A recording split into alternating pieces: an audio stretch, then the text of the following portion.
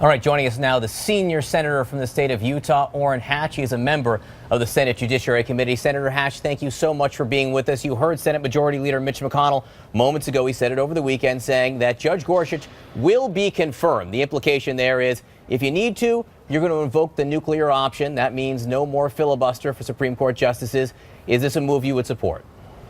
Yeah, I would support that move. I would hope that we wouldn't have to do that. It would be the first time the Democrats or anybody had forced us into a vote on cloture. And frankly, it looks like they're going to do that. And they're politicizing this whole process. And why? On a man like Gorsuch, who has agreed with the liberals on the Circuit Court of Appeals for the 10th Circuit, my circuit, 99% of the time.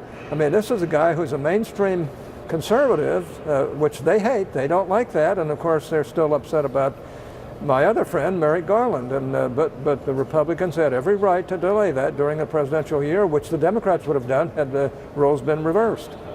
Well, that has left the ninth seat on the High Court open for 400 days and counting now. Right. Let me just get your take on what this means, though, because, Senator, as you know, if you do invoke the nuclear option, that will mean that is precedent, right? And the next time that Republicans aren't in power and the Democrats are in power, it gives them a wide open lane to have a nominee that is much more left-leaning, much more radical. Are you comfortable with that? Well, that's right. Well, what else can I be? All I can say is that we can't let them just stop one of the best nominees ever nominated to the Supreme Court because they're far left constituencies are screaming and shouting, and that's really what's behind this. They just don't know how to handle them, and so they're, instead of standing up and saying, look, he's a very qualified nominee, they won the election, we should at least allow an up or down vote, they can't seem to do that. They don't seem to have the courage to do it.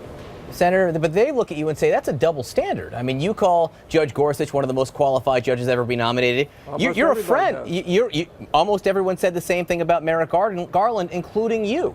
So there seems to be a double standard. There seems to be a double standard where you're saying it was all right last year when we, for political reasons, halted the nomination of Merrick Garland, but it's not okay this year when Democrats try to halt the nomination of Judge Gorsuch. Why is that not a double standard? I'll just tell you straight out, that's total BS of what you're saying there, because I can't go back in time and show you any case where during a presidential election year they've allowed a Supreme Court justice to be nominated unless both sides agreed, and both sides didn't agree on this.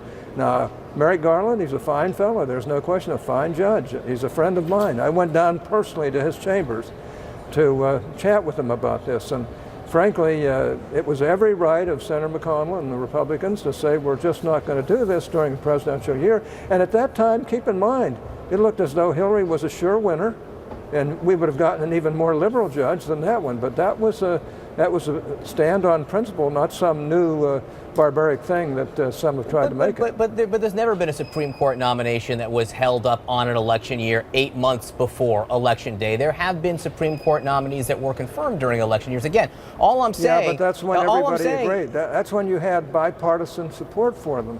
And frankly, there's never been one of this type that has been allowed to go through. Now, to be honest with you, the Republicans acted properly within their procedural rights. I think they did it properly, and even though I like Merrick Garland personally, I think it was the right thing to do. It looked as though Hillary's going to win. It looked as though he'd be automatically going to win. Senator, well, it was the right thing. Why was it the right thing to do to not even hold it? Hold on, to not even hold an up or down vote 8 months out from an election. We're not talking about 8 days or 8 weeks. To not even have the voices of your fellow senators heard on this one. Why was that right then for the American people? And what the Democrats are trying to do now, not correct? That's what democracy is. Democracy says that, you can hold a vote or you don't have to hold a vote. I was willing to go ahead with it, but to make a long story short, the Republicans acted fully and wholly within the rules, and I think did so properly. It looked as though Hillary was going to win. It looked as though she could either reappoint the judge or Judge Merrick Garland or pick somebody else.